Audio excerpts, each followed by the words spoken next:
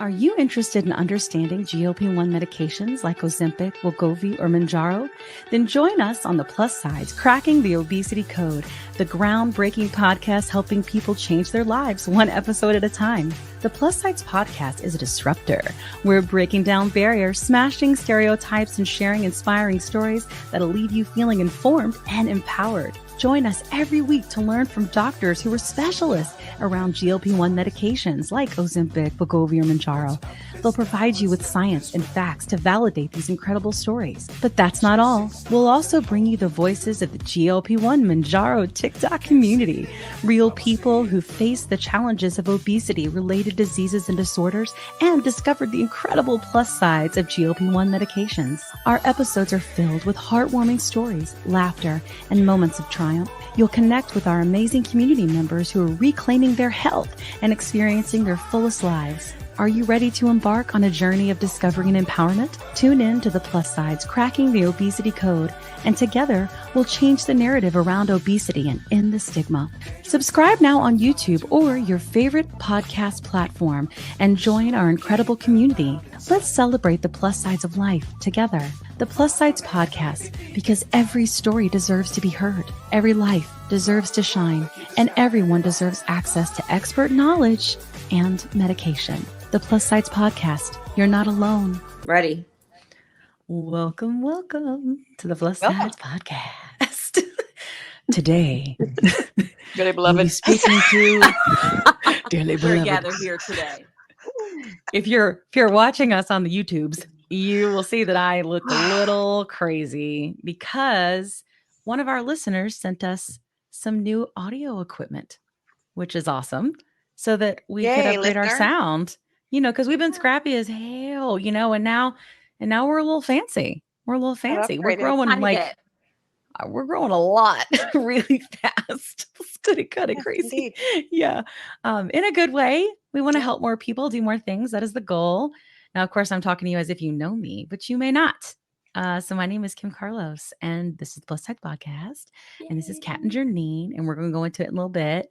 But if it's the first time that you've come here, a little bit about where this came from. So the Plus Size Podcast was born out of a TikTok community that focuses on basically treating obesity and related diseases as a disease medically with medicine. I know it's crazy to think, but it's true. So this is taking a lot of getting used to, this whole microphone. Anyway, but it is. That's what we know. So we talk about things like GLP-1s. So like Mounjaro, Ozempic, Wegovy, Saxenda, Victoza, and these different medications and how they treat these diseases and how people are on basically an insulin resistant spectrum and why these medications work. And we bring on a lot of doctors to help us, really understand why these things are treating, these issues we've had for a long time and why we're able to get our lives back.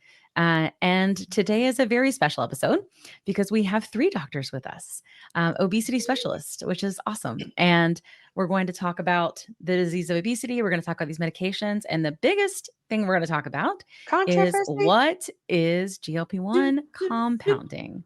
Yes, because we know that is a very big issue in our community, outside of our community, right, is not understanding compound medications. And a lot of people... Yeah, you are. Can you guys hear me there? Because I know we're singing the song. That's why we said it at the same time. We were like, right on cue. It's like controversy. Like dun, dun, dun, dun. Anyway. Oh my gosh. What am I going to do with you guys? Yeah, it is very controversial. It's an excellent point. It's an excellent point. Yeah, because a lot of people don't know about compounding, what it is, what it means, all the things, all the 5 W's, right. And sometimes how or why or whatever it is. So we're going to talk about that today because and I think the girls will agree with me. We are definitely in our community seeing us in a crisis. A lot of people have taken this medication, have seen it change their lives. And because of savings cards and the affordability and accessibility, like with shortages of this medication, people don't want to get sick again. or go back to the way they were and have their disease continue to progress. And so they need access to medications, and they have diseases and disorders, and they should have that with doctor oversight. And we need to talk about what that is, because there are a lot of scams out there. There are a lot of unsafe compounding, things that you don't want to do, in best practices. And we need to know what that is. And so we've got some doctors that are willing to come forward and say, hey, listen, we're going to put our stake in the ground, and we're going to tell you what equals safe, what equals sketch. Like, we need to know these things, because this gray area is just not okay. Because we're talking about lives here. We're talking about lives. So that's what we're going to do today. Now that I just laid some heavy shit on ya. Sorry for little ears. Let's go talk about Janine. Hey, Janine. What's up? How'd you doing? Hey, how are you? Do your intro. Do your intro. What's up? Oh, well, hey, I am the JNT. I'm Janine. Yes, because the world can only take one. The world can only take one of me. But I am currently on Mounjaro, and I just crossed my 6-month anniversary of being on Mounjaro. I can't believe it.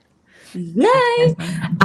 And I'm a type 2 diabetic, as well as I have an autoimmune disease, Sjogren's syndrome. So, and I suffered from, and I still suffer from obesity. It's just being treated now, as well as my type 2 diabetes. And as an added bonus, we didn't even realize that Mounjaro would help with the side effects of Sjogren's syndrome. So that's me, and I'm a flight attendant too, so I fly around the world. That's right. And next time you have to bring your Delta Barbie. That's a rule. You gotta have the Delta Barbie. Every time we talk about this, it's like you're scared to go in your basement. I'm so confused. No, but I mean, Delta Barbie is like so precious, and I'll bring my other Barbies, because you all know that I'm like utterly obsessed with Barbie. Utterly. Janine, I want Delta Barbie. Anyway, I digress. I want to see her so Delta bad. She Barbie. has to. I'll bring Delta Barbie. Okay. Thank you. That makes me think. I'm doing inventory. Like, I don't have Barbies, but I have Funko Pop dolls. I'm going to get my husband, Sanford and Son, Fred Sanford and Lamont. I'll bring them out. I mean, I'm not even following so much, but it might be good.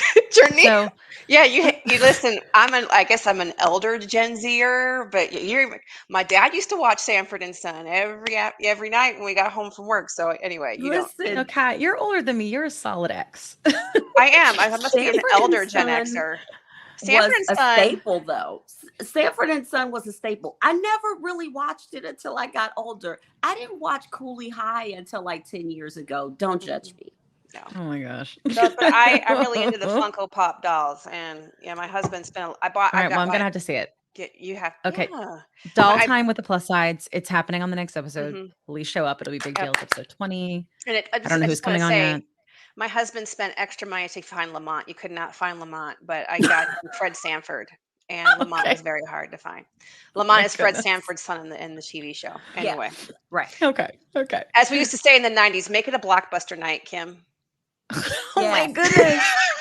I miss Blockbuster. I do. Blockbuster was the move on Friday nights. Like it was like Club Blockbuster, because if you were cool and you had if your family had a Blockbuster membership, you can tell me nothing. You were cool. I don't know if you were even cool back then, though, JT. I don't know. I need to go find it.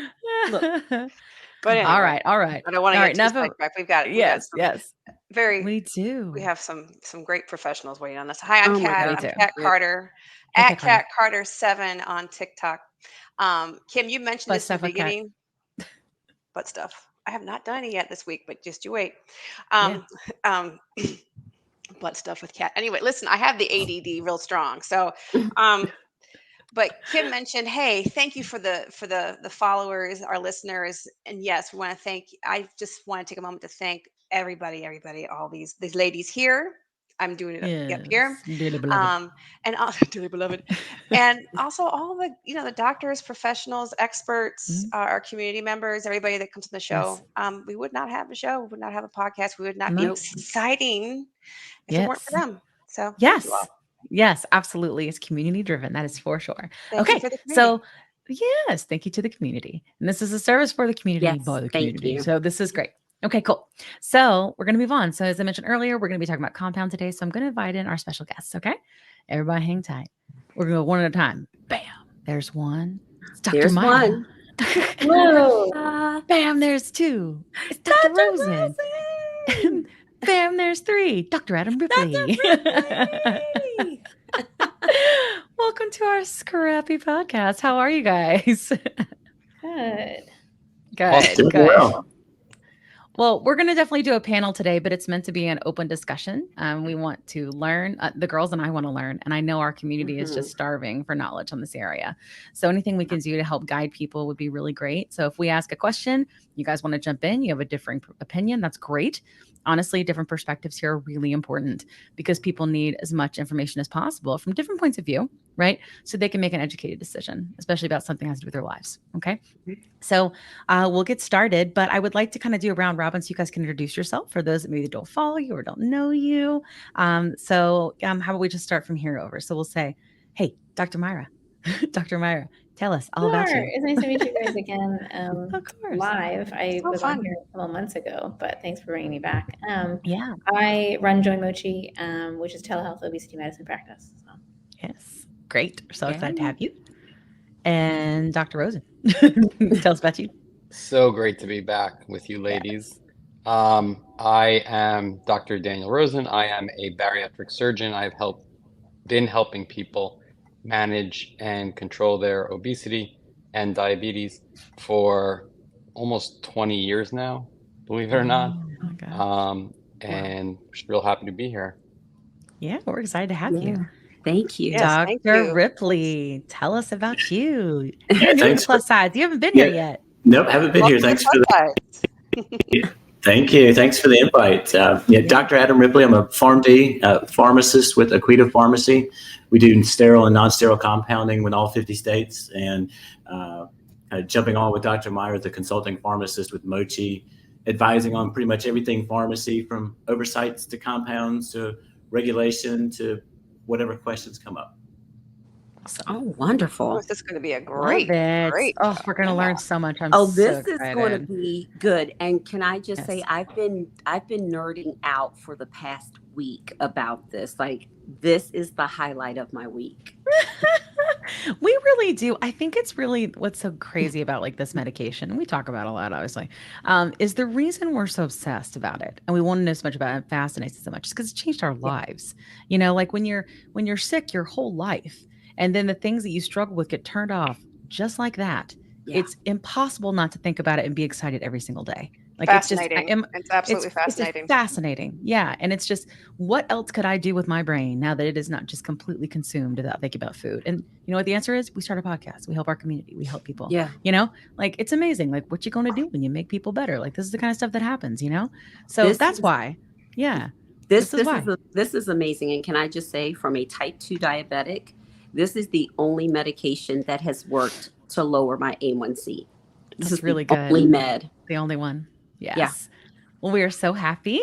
So let's get started. I think that we should assume that people know nothing, and start with deciding what a compound is, what compounded GLP-1s are, because I don't think they'd be watching this if they didn't know what a GLP-1 is, but maybe we explain that a little bit first. You know what? We will.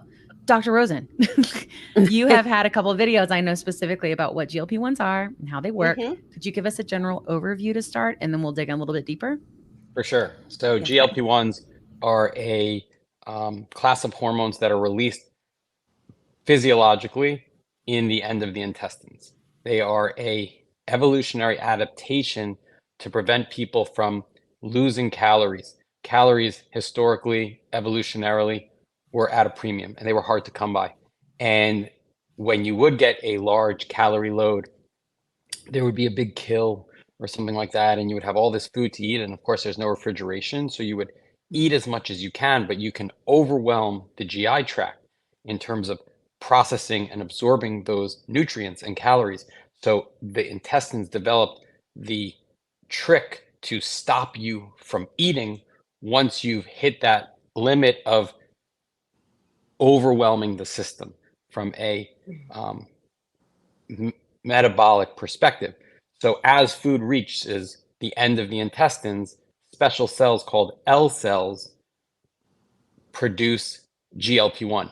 And that GLP-1 enters the bloodstream and starts to impact both the brain and the rest of the GI tract. For the GI tract, it slows things down to prevent things from sort of being pushed through. And in your brain, it can create a sensation of being like so full, if you eat anything else, you'll vomit. Yeah. You know, that's totally a brain creation. It's a fallacy. It's a myth. Joey Chestnut, the hot dog eating champion, says fullness is a state of mind to be pushed through. Whew. Wow. And that couldn't be more true, because So it's just true. the brain tricking you into thinking like there's food here. There's no food there. Yeah. It's just that's the way your brain gets your mouth to stop having more food put into it. Yeah. And so Wow. another term for it is the ileal brake, because the end of the intestines is the ileum. And GLP-1 eventually was identified, actually following bariatric surgery research, because it was these rapid fullness and improvement in diabetes that people saw after gastric bypass before they even lost any weight, totally independent of weight loss. Because when you reroute the intestines, the food sort of gets to the end really quick because it's starting in the middle instead of starting at the beginning. And they identified these hormones that were spiked called GLP-1. And then, of course, the pharmaceutical companies came in and began to synthesize and produce them, market them, and sell them. Of course. And it's a revolution. We never saw weight loss medications like the GLP-1 class of medications, originally targeted at diabetes management and with weight loss as a side effect. And as these medications have gone through different iterations, they have gotten better and better, I think, specifically from a weight loss perspective. And it seems that the weight loss achieved for non-diabetics can be even greater than what we're seeing for diabetics. Yeah. And now they've been, of course, branded and marketed directly as an obesity treatment. Yeah. Yeah. Well, and all the girls and I all take Mounjaro, which we know is hopefully going to be FDA approved in the fourth quarter of this year for obesity. So we hope that's the case. But that's another conversation about off-label use. We'll have that for another day. But that was a really good answer. I want to make sure that the other doctors didn't want to join in and share anything, a different perspective, or how they want to explain it. No. Honestly, that was extremely thorough. I thought it was too. But I just wanted to make sure you were okay with it too. Okay, good. I thought it was super good too. Okay, so next question is, we know that there are some people, and people who are watching probably do too, that are unable to get their medication either because of accessibility or affordability. And there are what we call compound options. Now, there's a lot of stuff about what is a compound and what's it made of, and we're going to dig into that a little bit more. But if you could just give us like a general answer, maybe we start with Dr. Adam Ripley. If you could tell us, like, what is a compound medication? So a compound drug, or a compound for short, is basically where you put two things together and you make something new out of it. It's really about that simple, or two or more things. I mean, you can take two things, or you can take 3 or 4 or 5 drugs and put them together, and you make a compounded drug product. In that fashion. So it's really just, it pretty much is that simple, just bringing those things together and creating something new. Okay. When people are choosing to have a compound pharmacy or use a compound pharmacy, I think a lot of times we at least we here in our community, especially from our doctors, like, start going through a doctor. Don't just go directly to a pharmacy because you need like a doctor's care. So I'd love to know, like, Dr. Myra, like, could you tell us, like, what kind of blood work do you want to have done before you're going to be starting like on a GLP-1 medication? Sure. I think for our patients, we ask everyone for PCP information just because we're really an adjunct to your PCP. Your PCP should still be doing all of your regular blood work for all of your other medical conditions. For our patients, we check A1C, which is basically an indicator for insulin resistance and a screening tool for prediabetes or diabetes. We check thyroid labs, which is TSH, basically to check for any hypothyroidism that might be leading to weight gain. And then we check creatinine to make sure that your kidney function is normal before we start anybody on a GLP-1, because you might have an adjusted dosing schedule with that. And then a lipid panel just to check for cholesterol.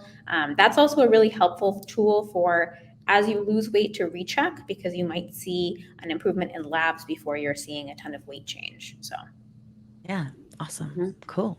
Okay, Kat, I think question. your question. I do. Next. So Why are compounds so much cheaper? And also adding into that, how cheap is too cheap? And where should we look Yeah. for these red flags? So that's a good one. That's a good one to think Yeah. of. And I would assume that maybe Dr. Ripley, Dr. Myra, or any one of you, but I would assume Dr. Ripley, you probably have the most thorough answers there. Well, it's kind of has a lot of layers to it, I guess. You kind of look at why, maybe backing up a little bit and maybe thinking about why are the pharmaceutical products so expensive?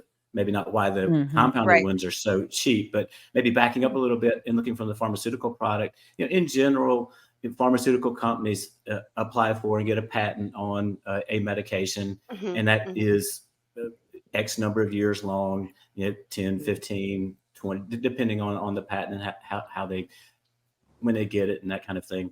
And basically, we have a free market, and they can charge what they want to based on the demand that's out there. A lot of times, what insurance companies will pay for it, what the population will pay for it. They back in a lot of their development costs over the years, a lot of their research, a lot of their developments that might not have gotten to the market. A lot of those things are layered in and rolled into the cost of a drug. And then they've got what they would say, let's say maybe once the patent is out there, they might have maybe a 10-year window. They would call it a small window to recoup a lot of that investment that they've put in. So they would argue that we're paying for the research and we're recouping our costs and we're making a profit so that we can kick it down the road for the next big thing to come out. So right. A lot of free market forces, a lot of research, a lot of things like that on why like the pharmaceutical products are so expensive. So on the flip side, when you look at a compounded product, compounding pharmacies don't have that layer or extra layers of research and years of overhead costs and research and development rolled in. Compounding pharmacies, for the most part, really base their pricing on what the material costs, what their overhead is, what the employees' time, pharmacists, technicians, employee time, cost of goods, cost of compliance, a really smaller overhead number when you start looking at an overall product piece. So for the most part, a lot of the drug products themselves aren't that expensive. A lot of it is in the labor of putting it together, the compliance to make sure that it's safe, it's accurate. And then, so that's I think where you get a lot of the cost and the price difference between, say, something that's compounded and then a larger pharmaceutical brand name product that's on the market today. Gotcha. And so what would be, I guess, maybe a red flag of how cheap would too cheap be? If you hear someone saying $100, like, is that scary? Well, I think that would, probably the same old adage. You have to add, if it's too good to be true, it probably is. Perfect. Yep. So if you're, if it's somebody's advertising it for $30 or $90, or if you think it's too good to be true, there's probably something behind it. There's more to that story. So if you think it's too cheap, you're probably right. It probably is too cheap. Yeah.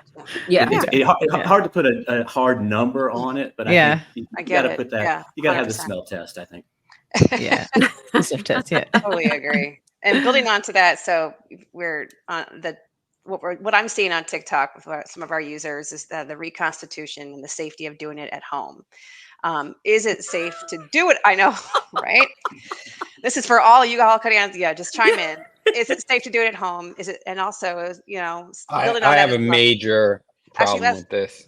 All right, you get to answer it. I'm just going to jump in on this one because, thanks, Dr. this Rosen. is crazy to me. You're just crazy. Listening. You could hear Dr. The Rosen's notion eye rolling. of a patient taking a powdered version of a medication and doing their own dilution in order to come up with potentially the recommended concentration, presuming they don't screw this up. And we have patients, I'm sure Dr. Myra would agree with me. We have patients that make dosing mistakes all the time. You have patients that get sent the wrong medication, so they give themselves a 15 milligram dose instead of a 2.5 milligram dose, and they're vomiting for 3 days, need to be in the emergency room for hydration. And that's without them mixing it. You have patients who dose themselves instead of 50 milligrams, they dose themselves 0.5 milligrams, or instead of 50 units, they dose themselves 0.5 units because 50 units is 0.5 ml. So they may give themselves like the tiniest sliver of medication in a insulin syringe and then wonder why it isn't working. Yeah. And so that's without mixing it themselves. So the idea that a patient would be injecting sterile water or sodium chloride into a vial of powder and mixing it up, that's a complicated thing for me to do myself. And that's something I would do, let's say, for Botox. Botox comes in a powdered form and has to be reconstituted in the doctor's office.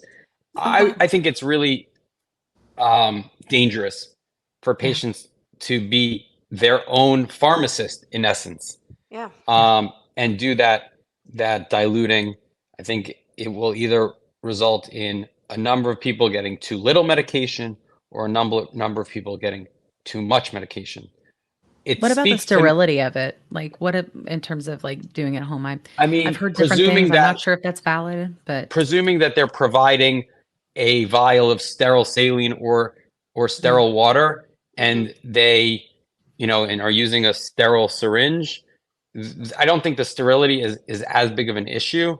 I just think the possibility of errors is much higher, and I think that it speaks to, like, if you're getting a vial of just powder, and I know people do it, but I don't know who does it. So if someone does do this and they want to chime in, I'm perfectly happy to hear that perspective.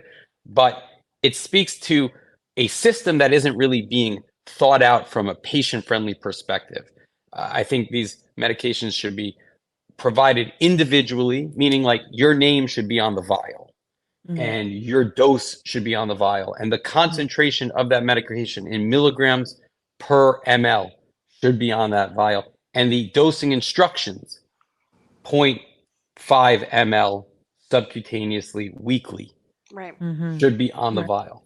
Yeah. And if you're not getting all those things, then I think you need to look at who's providing your stuff and have a high degree of suspicion and concern.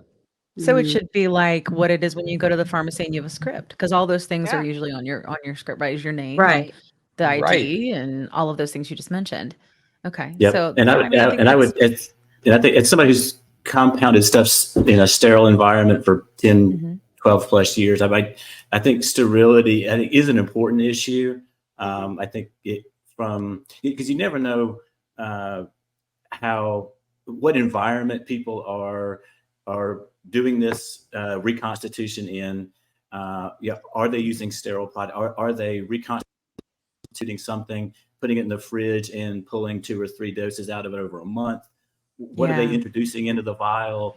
If you're going to do it from maybe a one-time deal, and you got sterile water, and you got the alcohol swabs, and you're doing it pretty carefully at home. Yeah, I would agree. Probably sterility might not be that big of an issue, but I think as you start to layer on the complexity, are you getting multiple doses out of the vial? Where are you doing it in the home?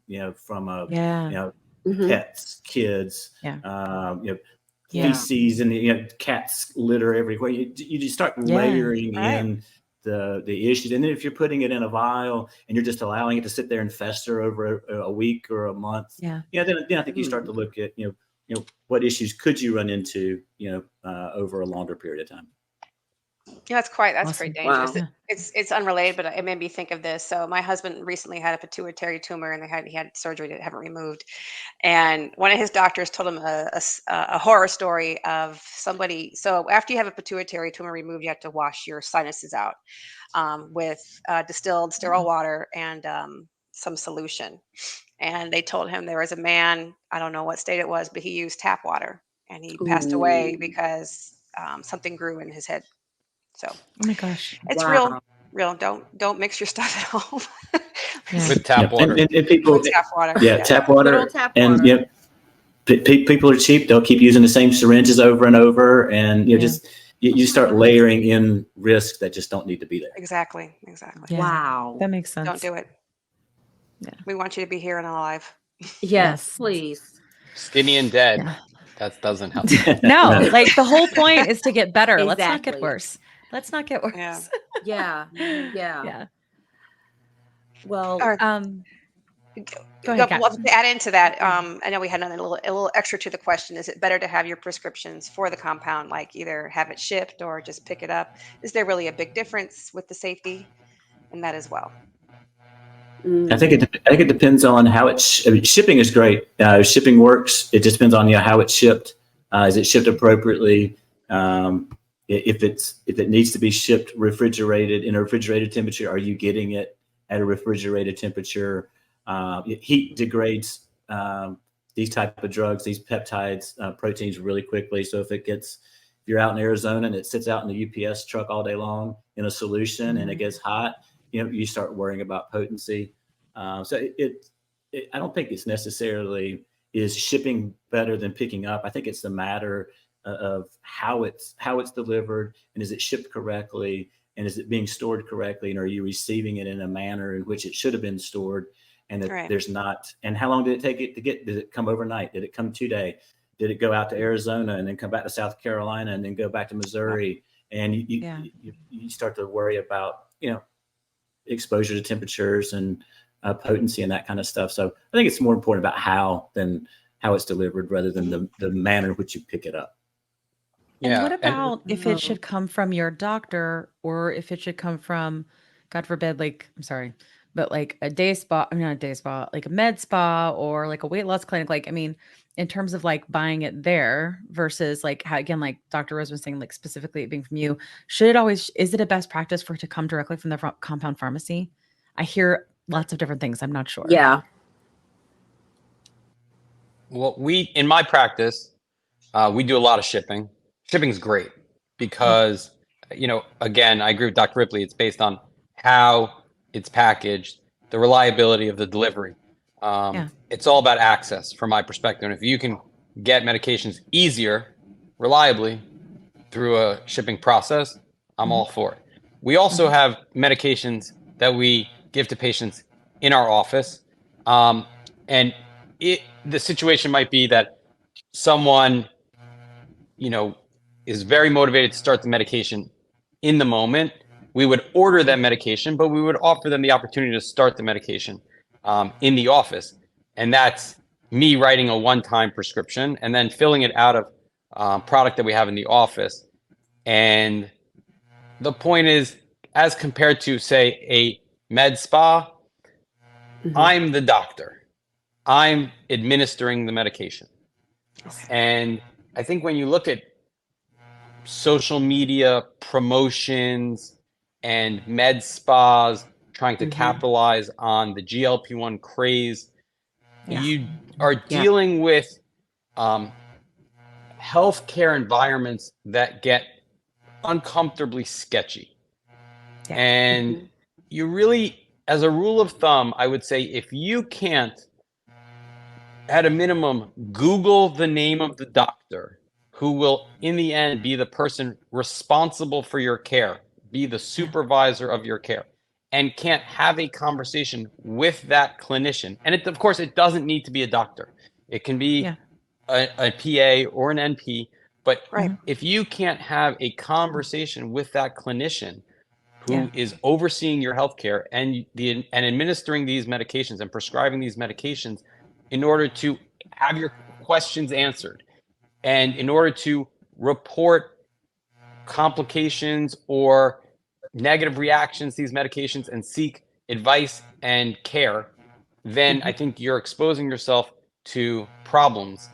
And that, for me, is a big red flag. If you can't identify who is the healthcare provider, not just someone working at a med spa. And even if it's a a nurse or an MA. I think you have to be able to identify who is the healthcare provider, who is ultimately taking responsibility for your care. Right. Yeah. Right. Totally. Because I know med spa directors who don't set foot in the med spa ever. Yeah. Oh, Yeah. wow. Yeah, I mean, I think ultimately, if you were getting a prescription, it should be coming either directly from the pharmacy and you know the pharmacy that you are getting it from, or the provider's office has their own in-office stock from a pharmacy that was, I mean, they ordered it from the pharmacy and they're the one administering. But pharmacies have just so much more oversight in this space that, like, I think that's it's an extra layer of safety that you know that there is a board of pharmacy that is really placing checks and balancing on this. So. Yeah. Right. Yeah.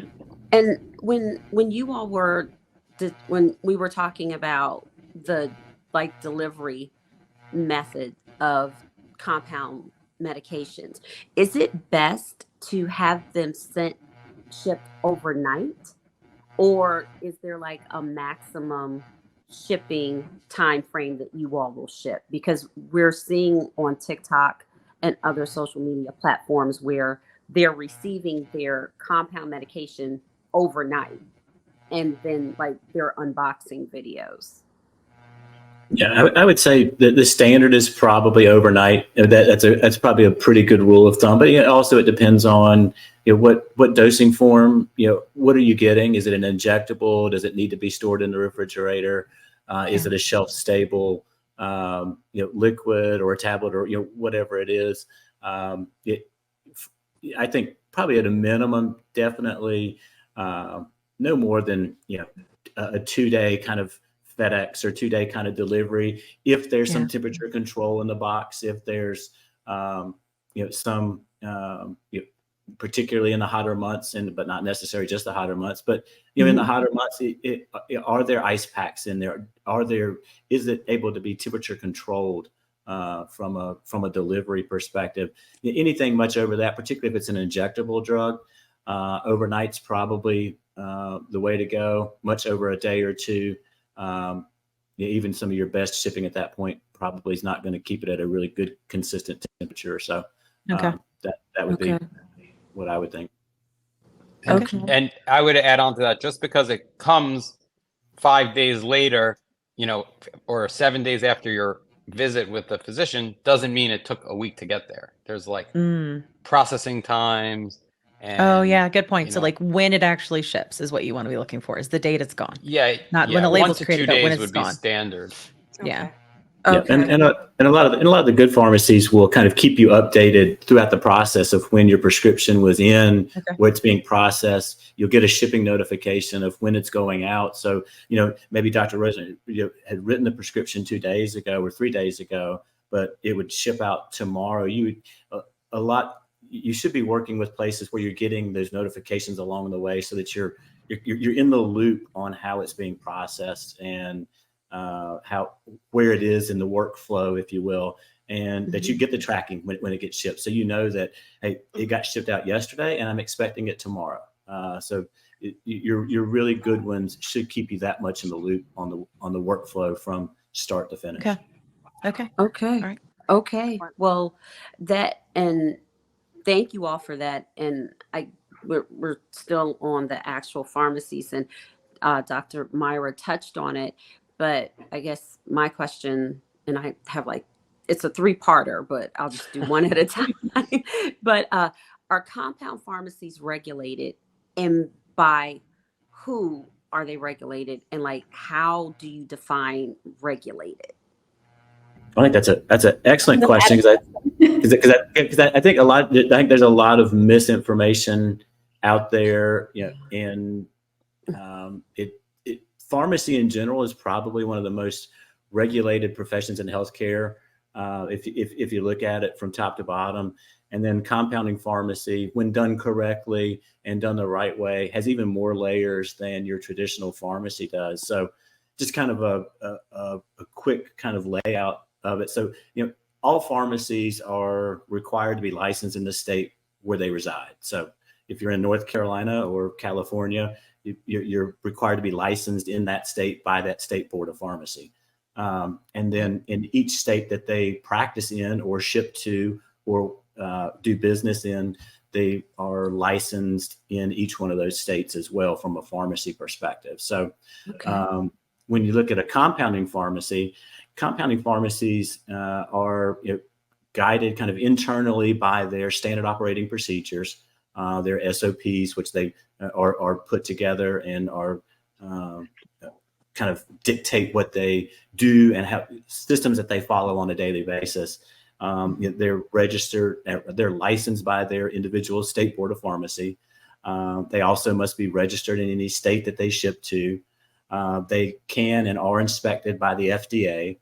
So you've got that state level, and then you've got that federal level of supervision of regulatory authority. The FDA didn't used to go into as many compounding pharmacies as they do now, but a lot of times what you'll see on state inspections is the state board inspector will come in with 1 or 2 FDA inspectors, and they'll do joint inspections. But the FDA has every right to come into a compounding pharmacy and regulate, making sure that they're following the standards that are set up from a federal level and a state level. And then in addition to that, you've got USP standards, which are your compounding standards for non-sterile and sterile, and how things are done, how things are sterilized, how things are compounded. Then you've got your accreditation bodies, your PCABs, your NABPs. So you've got a lot of different layers there of regulatory oversight and just kind of daily good practices on a compounding pharmacy. So there's a lot of layers there and a lot of regulatory oversight, really from the state to the federal level. And then you've got kind of a newer pharmacy designation, which is which is called a 503B, a 503B compounding pharmacy. And those pharmacies are a little bit more regulated and inspected more frequently by the FDA. It's not necessarily a state board type situation. It's more of an FDA run type pharmacy designation. And they're treated a little bit more similar to a pharmaceutical company than they are a standard compounding pharmacy. And those 503Bs are the ones that would ship directly to the physician's offices for office use medications, as opposed to a lot of your other compounding pharmacies, which are a different designation. They need a particular script for a specific patient to send to that specific patient. So they're very patient specific that way. On medications like Ozempic, Wegovy, or Mounjaro? Then join us on the Plus Sides, Cracking the Obesity Code, the groundbreaking podcast helping people change their lives one episode at a time. The Plus Sides podcast is a disruptor. We're breaking down barriers, smashing stereotypes, and sharing inspiring stories that'll leave you feeling informed and empowered. Join us every week to learn from doctors who are specialists around GLP-1 medications like Ozempic, Wegovy, or Mounjaro.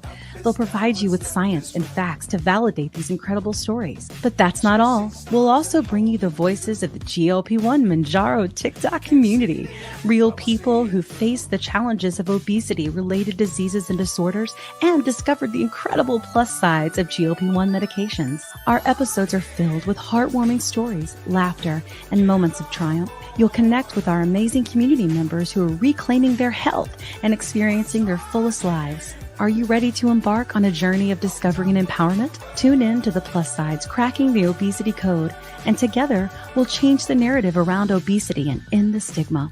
Subscribe now on YouTube or your favorite podcast platform and join our incredible community. Let's celebrate the plus sides of life together. The Plus Sides Podcast, because every story deserves to be heard, every life deserves to shine, and everyone deserves access to expert knowledge and medication. The Plus Sides Podcast. You're not alone. It's not your fault.